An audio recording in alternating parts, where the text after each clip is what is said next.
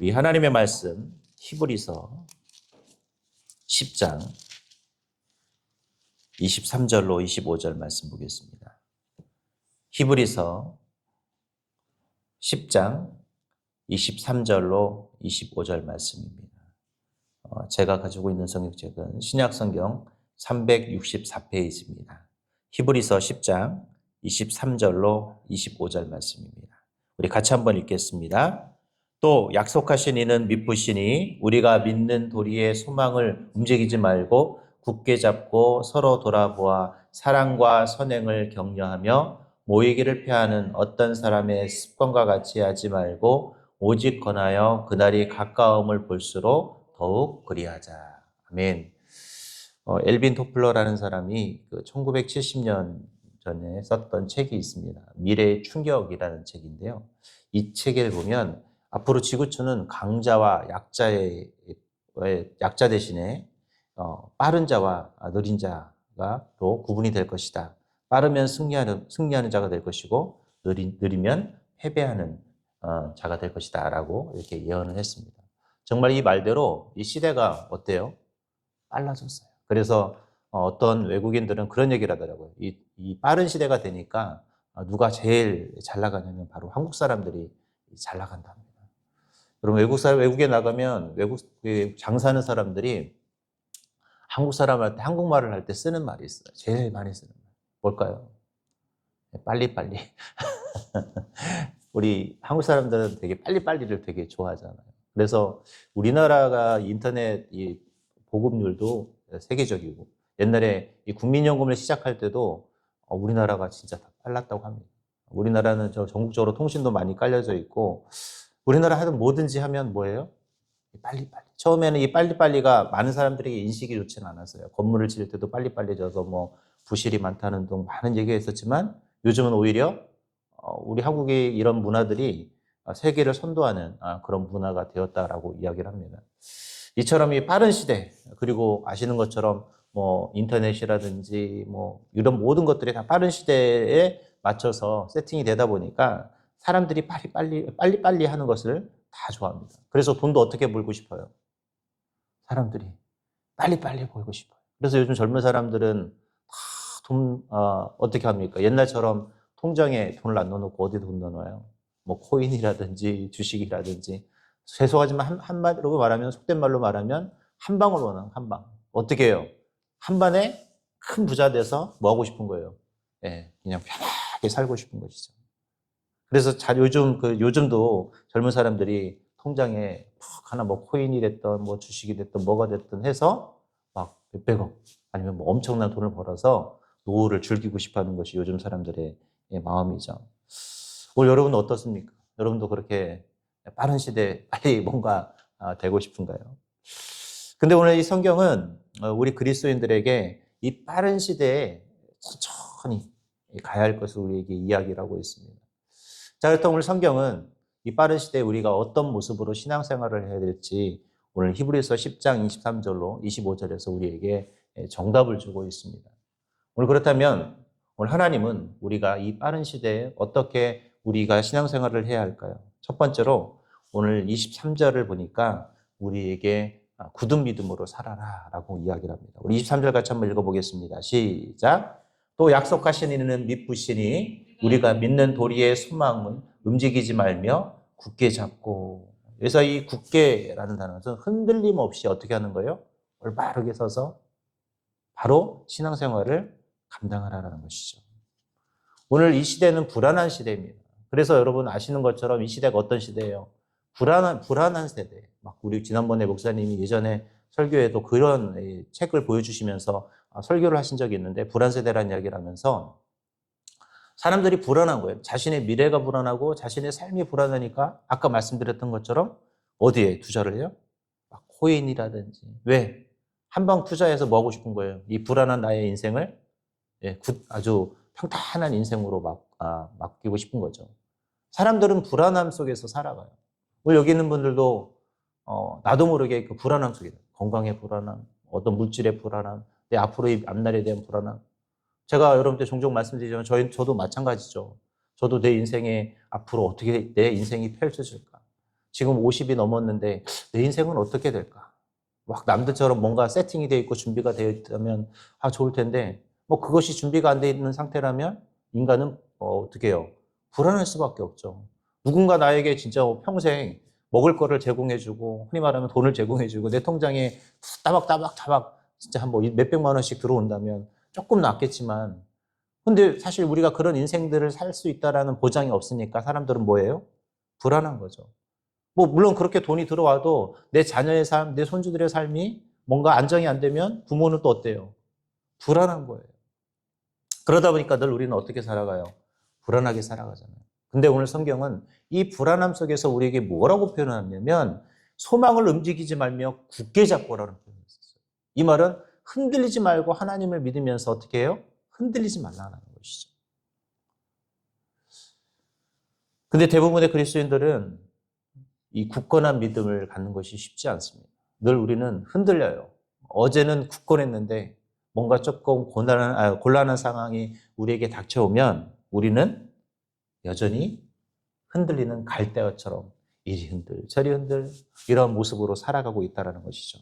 그래서 오늘 하나님은 우리에게 뭐라 말하냐면 굳든 믿음, 굳건한 믿음을 우리가 소유해야 한다라고 표현하고 있습니다. 오늘 저와 여러분 반석에 세운 그런 집처럼 굳건한 믿음으로 우리의 삶들을 만들어 가셨으면 좋겠습니다.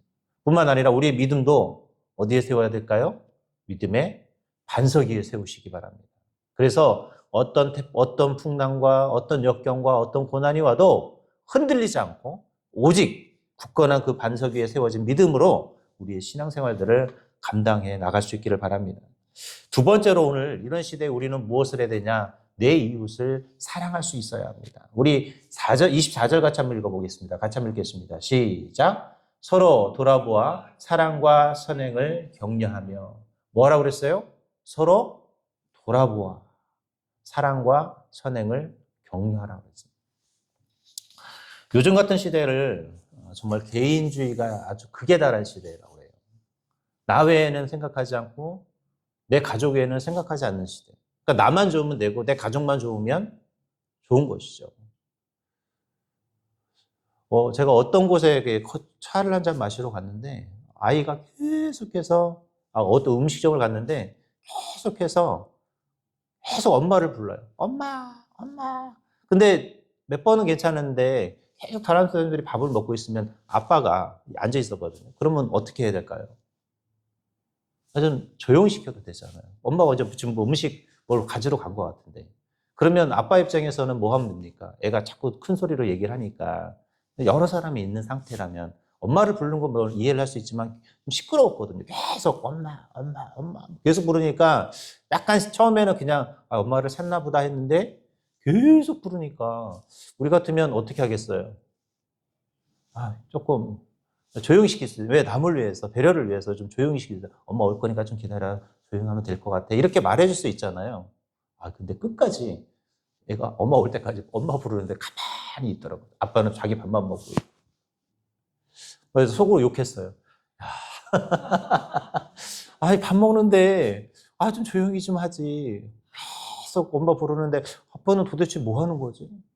속으로 생각하기를 뭐냐면, 자기만 생각하는 거예요. 왜? 자기는 밥 먹고, 자기 가족들만 생각하니까 남은 신경 안 쓰는 것이죠. 요즘 시대가 그래요. 나 외에 다른 사람이 불편하든 뭐하든, 나만 괜찮으면 되는 것이고, 내가 또 불편하면 어떻게 해요? 따지고. 배려가 없고 어떤 시대가 됐어요? 나만 아는 시대. 근데 오늘 성경은 우리에게 뭐라고 표현하냐면 오늘 뭐라고 그랬어요? 서로를 돌아보라라고 표현합니다. 저는 우리 적어도 세대교회 성도들은 서로의 속사정에 대해서 서로 뭐 하셨으면 좋겠어요?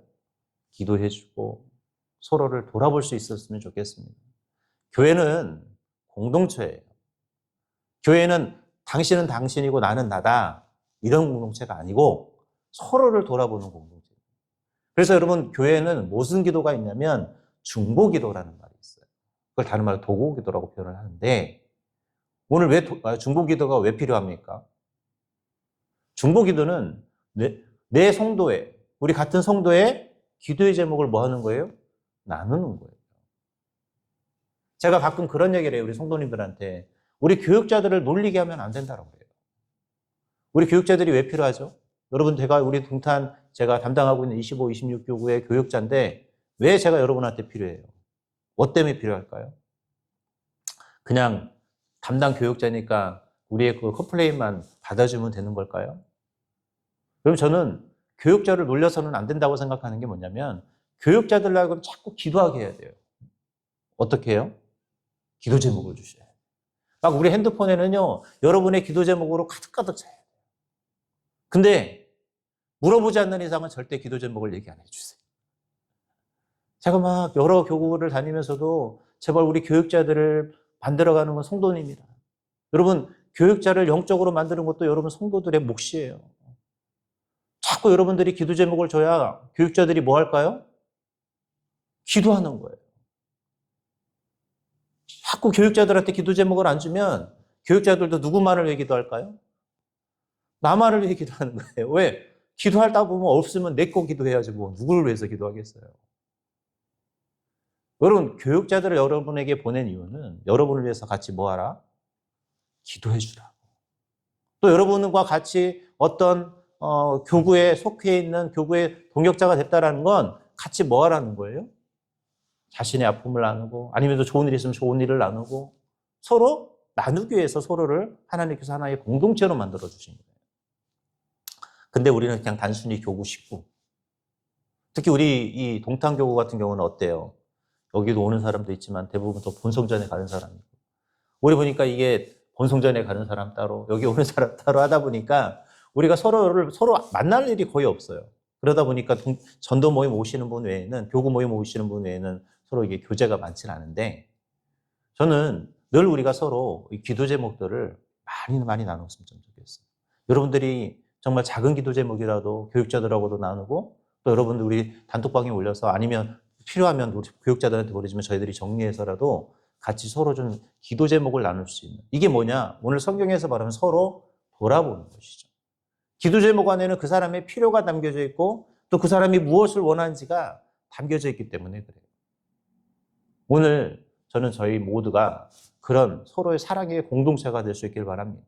그리고 나만 생각하는 것이 아니라 뭐 하라고 그랬어요? 서로 돌아보라고 그랬어요. 내 이웃을 사랑할 수 있어야 하고 누군가 다른 사람을 정말 사랑할 수 있는 것. 이것이 뭐냐? 이 시대를 살아가는 우리 그리스도인들의 모습이라는 것입니다. 그래서 여러분, 나만 생각하지 말고 또 우리 성도들뿐만 아니라 오늘 주를 믿지 못하는 다른 사람이 있다면 그 사람들을 위해서도 우리 뭐를 해야 될까요? 서로 사랑으로 돌아볼 수 있어야 하는 것이죠. 그것이 뭐냐? 이 시대를 살아가는 저와 여러분이 해야 될 신앙의 모습이라는 것입니다. 마지막 세 번째로 오늘 이 빠른 시대에 우리 그리스도인들은 어떻게 신앙생활을 해야 될까요? 우리 25절 보니까 어떻게 하라고 그랬어요? 모이기에 힘쓰라라고 말합니다. 25절 같이 한번 읽어보겠습니다. 시작. 모이기를 패하는 어떤 사람들의 습관과 같이 하지 말고 오직 권하여 그날이 가까움을 볼수록 더욱 그리하자. 뭐라고 그랬어요? 모이기를 패하는 어떤 사람의 습관같이 하지 말라고 그랬어요.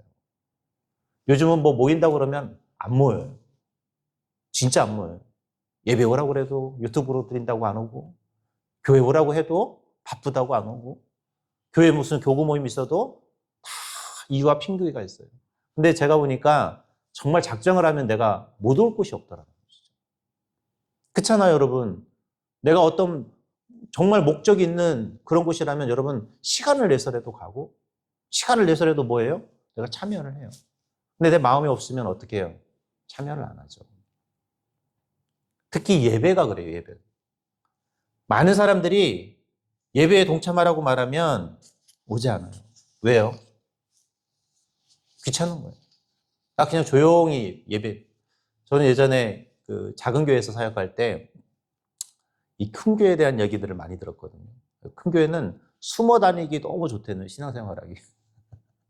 숨어 다니면서 신앙생활하기 너무 좋대라는. 우리 교회만 해도 3층, 4층, 5층, 6층이 있잖아요. 성도들이 교육자 안 보고 어떻게 하면 될까요? 엘리베이터 타고 5층, 6층에 가시면 돼요. 그럼 저희 교육자를 볼 일이 없어요.